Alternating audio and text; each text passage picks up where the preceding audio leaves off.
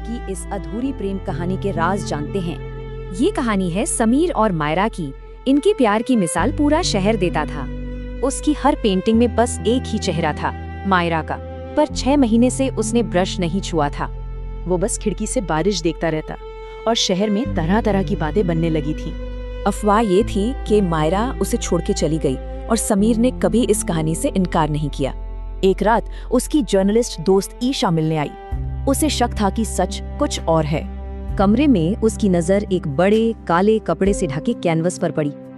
समीर ने कांपती आवाज में कहा, मेरे जाने तक इस पेंटिंग को मत देखना। ईशा ने कांपते हाथों से वो कपड़ा हटाया और जो देखा उससे उसके होश उड़ गए। पेंटिंग में मायरा एक पुराने कुएं के पास थी, पर वो मुस्कुरा नहीं रही थी। लेकिन सबसे अजीब बात थी पेंटिंग के नीचे लिखी तारीख, आने वाले कल की। कैनवस के पीछे समीर की लिखावट में एक चिट्ठी मिली। इस चिट्ठी में ही सारा सच था। इस चिट्ठी ने 2 बिल्कुल अलग कहानियों को सामने रख दिया, शहर का झूठ और समीर का सच।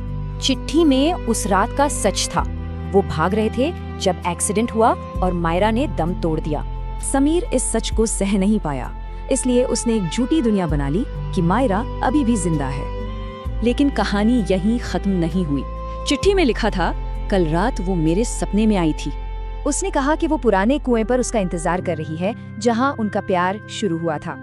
चिट्ठी में लिखा था, आज मैं उसके पास जा रहा हूँ। ये पढ़ते ही ईशा छत की ओर भागी, पर छत खाली थी।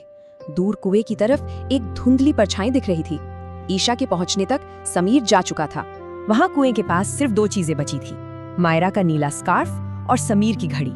क्या उसने अपनी जान दे दी या वो सच में मायरा के पास चला गया, ये कोई नहीं जानता। लोग कहते हैं कि आज भी उस हवेली में 2 साए साथ चलते हुए दिखते हैं। तो क्या प्यार मौत के बाद भी जिंदा रहता है? ये कहानी एक सवाल छोड़ जाती है